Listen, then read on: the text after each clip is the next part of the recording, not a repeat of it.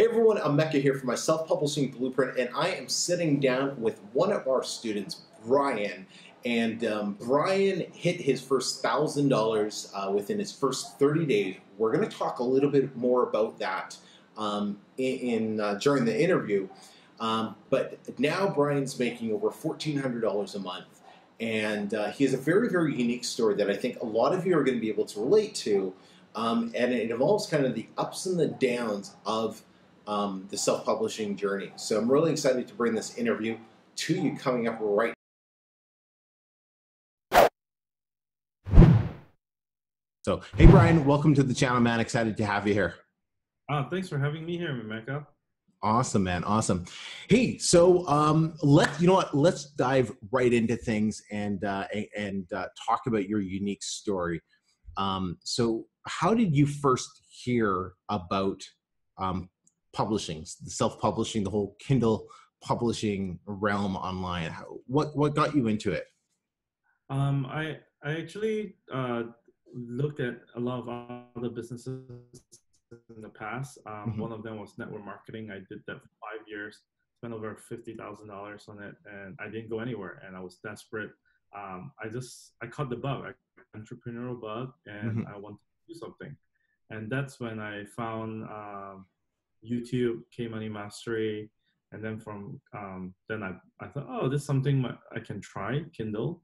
And then within 24 hours of buying K-Money Mastery, I was like, okay, this is not working. Let me look at something else. And it took you 24 hours only to figure that out.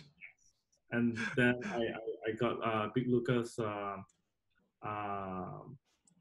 course. Yeah. Yep. And that worked out for me. I learned quite a lot from there. That's also at the same time you were just starting out with your channels. You were thinking, all right, this is a good guy. He knows what he's talking about.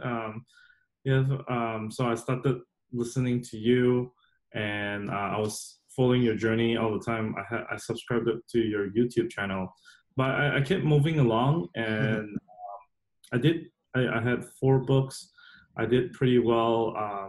I made my first book did really well, and I made my money back within the first 30 days, and I profited from it. And then after that, my second, third, and fourth book actually tanked. And really? They did not go anywhere. Today I have profited. I made back all my money. At that time, they tanked really. Let's talk about that. What do you think happened with those books? Why do you think those books didn't do so well, kind of looking back at it now? I think it's the niche that I was in. Okay. The time that I took to publish my first book to my second and third book, it was over 2 months. Okay. I wanted to see, I wanted to test the waters yet. Although everybody advised to do 2-3 books at once in the same niche, I wanted to test the water. And within the 2-3 months, the number of books in the keyword that I published went from like 400 to 800. So there were a lot of publishers that were overloading the keyword. Right. And then when I published the rest of the niches, the rest of the other keywords, they kind of tank. Gotcha. So that's one of the main thing, and that's why I slowed down on it. So. Okay. And then, so what months was that when you? I think first month that I officially published was in August. In August, okay. And then you hit your first 1,000. Was it? Did you say it was Christmas, around Christmas time? Okay. Thanksgiving and Christmas, those 2 months I hit around 800 first time, and then Christmas I hit like 1,000, I think $1,600. Okay. And in January it dropped down again to like 800. So. And then so let's talk about that. So you went from making your first $1,000 to dropping in income and then picking it back up by April. Can you talk about do you know what caused the drop in the income? first? Let's talk about that. Do you know what caused it? I think drop on the income was also overloading of the books. Okay. So there were too many publishers, but also during Thanksgiving and Christmas, that's always where the spike It's always a spike. a spike. So that's what happened. Okay. Once I think my at that time my cover, my books, my content looked the same as everybody else, and that kind of like caused everybody to like it's over flooded. People Yeah. don't know. So yeah, that's why I think it tanked. Okay. Let's talk about how did you feel, your mindset? What were some of your thoughts during those months when you'd crack that $1,000 barrier, but now your income's like going the opposite direction? Because I'm sure people watching have experienced that or might be going through that right now. So can you talk a bit about what that was like and what you did to bring it back up? I was very demoralized. In fact, it caught me by surprise in April when it came back up to 1,000. But before that, I would check my create space. Like I don't care about HCX, I don't care about KDP. Those are bonus money to me. I would always check my create space to see how much I'm making, and I would check like at least sometimes 10 times a day just to see what I'm doing. But I got really demoralized. I got publishing phobia. I would spend like 2-3 hours a day looking at what I can do, but then I would not make the decision on pull the gun to execute the action. I would delay myself like sometimes just to get a cover done. I would delay myself 2 weeks because I started procrastinating. Really? Because and then as much as I'm part of the Facebook group, I look at people doing really well. I get, oh damn it! As much as I'm happy that everybody's doing well, but you're a little jealous. You're a little like, why not me, bro? I remember that. Yep. I remember that, man. Like I used to hate the beginning of the months because everyone was posting their dashboards, and I saw them all making this money, and I'd see, hey, so and so just started 4 months ago, and they're here, and I'm like, I've been doing this for 8 months. What's going on? And it was demoralizing at times, but you got to run your own race. Yep. So I appreciate you sharing that, man, because it's did you ever think about quitting? Did you ever think, oh, maybe this online thing isn't going to pan out? Maybe it's not for me. Oh, no. No, you didn't think about that. All right. Good man. What else am I going to do, right? I mean, there's a lot of ways you can make money. Right.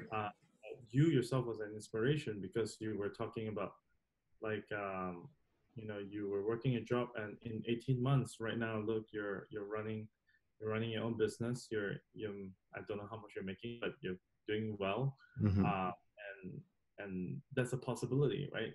It's also the vision where how you can change yourself in 18 months if you consistently do something about it. And that's something a lot of people struggle with, and I struggle with even now. Like even today, I'm making my last month's income 1,000. Technically, it should be motivating me to do even more, even faster. But that's not necessarily always the case because I still have the fear of like, I have some success now. Am I going to make the next decision? Am I going to fail again or something like that? So it's always an up and down feeling. So. Bro, I just filmed a video on this talking about like when I made that first 1,000, I thought it was a fluke. I didn't know exactly if I could do it again. I think it's a fluke. Right? And I was just talking about how in April was my first month over $10,000 in income ever.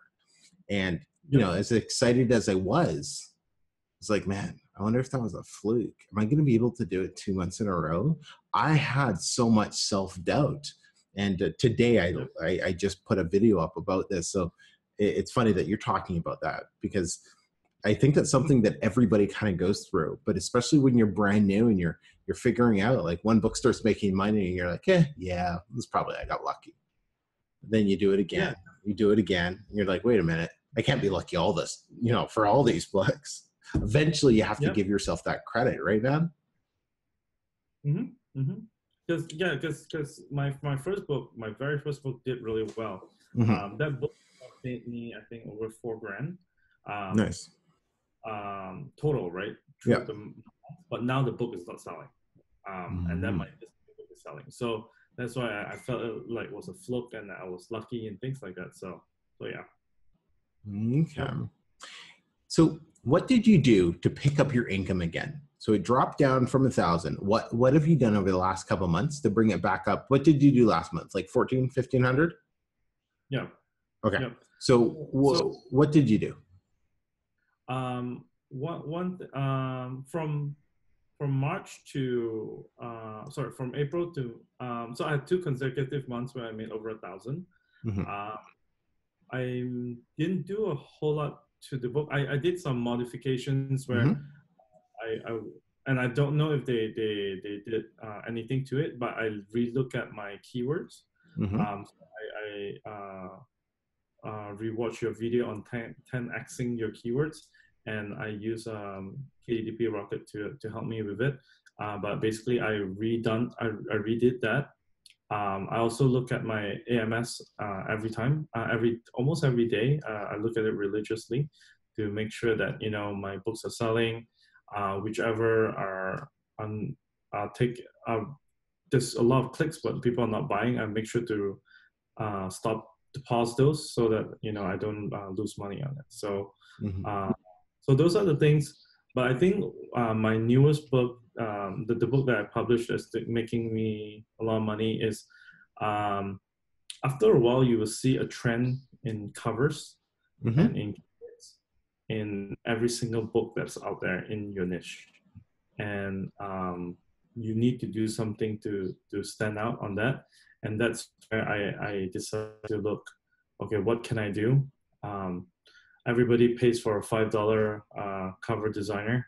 I Mm-hmm. went crazy. I paid $20 for it You because paid I $20 for your cover to stand out. yes. People take And note of that.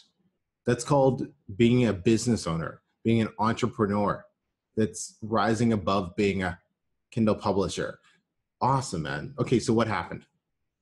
so I look at it. I paid $20, but the cover was still terrible. So I had to personally. I spent like hours, like I guess a good hour to Mm-hmm. look for a cover that I really like, and I Mm-hmm. told um, the the designer to design the cover for me, and that's started becoming my branding, because before I have covers for, even if in the same niche I have different colors and different books. They are not really branded, but now Right. they are kind of, if you see my book you'll recognize the rest of my books. Love it, So man. And that's yeah. how people buy multiple books of yours, Yep. right? Because they're like, oh, this author came out with all of these different books. I'll just get them all. Yep. Love it. Love it, man. What can you give some of the people just starting off here? Can you give them a couple tips that, looking back over the last few months of you publishing, what are some tips that you could give them on just getting started and maybe to help speed up their learning curve, so to speak? Don't be cheap, and don't be lazy with your books. I'm a perfectionist. Mm-hmm. So when I say don't be cheap is don't go spend 12,000 buy $12,000 Word book. 12,000. I Yeah. know you teach that, but What's your opinion? What do you say I, they should do? I go for 20,000. So you start off with a 20,000 word book. I started with 15,000, and then my third book I went 20,000 already. So you should go at Cool. least 20,000. But now I'm thinking that maybe I think my next book I will either do a 25,000 or even 30,000, because what's gonna happen is I follow the Mickelson twins Yeah. YouTube video religiously too, and they were talking about how to 10x your ACX sales, Yeah. and one of them is increasing your recording needs to be over 3 hours. So Right. at a 20,000 word book, you will get like 2 hours and 20 minutes or 2 hours and 40 minutes. Mm-hmm. So you're there. So that's Perfect. one. Yep. So one is don't be cheap. Like go for 20,000. Like So go for 12,000. the larger book. Yeah. Yeah, yeah. And then the other one is don't be lazy. I know a lot of people would get the book from their writer or something like that, and they will publish it, or after one revision they'll publish it. I have one book that I have 5 revisions, and it's still not good enough, and I'll still keep asking them to do revisions. I would personally read. I would glance through. I wouldn't read in detail, but I would edit and make comments, and I'll send it back to the writer to make corrections for me. So those are the 2 key things that I personally felt that has helped me. Because the last thing I want people to say is there's spelling mistakes. That's Right. Yeah. You should not publish a book that has spelling mistakes. So You're absolutely right, man. Love it. Yep. Love it. Any other final tips that you want to give them? Do AMS. So you are running AMS for your books. All of my books are running AMS. I think I published my blockchain book, I think in early April, Mm-hmm. and I saw some books selling, but once I did AMS, the books just tripled. I think the highest I got was like 10 CreateSpace books a day. KDP, I average now around 5, but the days I could go up to like 10 copies a day. So Nice. Nice, yeah, man. that's Nice. also how my book slowly became a bestseller. Fantastic. Hey, let me ask you, how helpful has the group been inside my self-publishing blueprint?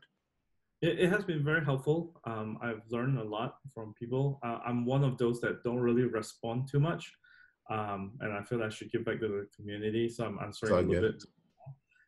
But at the very least, for me, I think the biggest kicker is every first 2 days of the month when everybody's showing their income, and then I was like, oh shit, I should be doing something about it. So even just that has, I mean, you have no excuse, right? You know, everything's about belief, and you believe other people can do it, and you can do it, and the scoreboard is there, right? It's right. not something people just type randomly. It's you cannot change, you cannot cheat on that. So love it, man. Love it.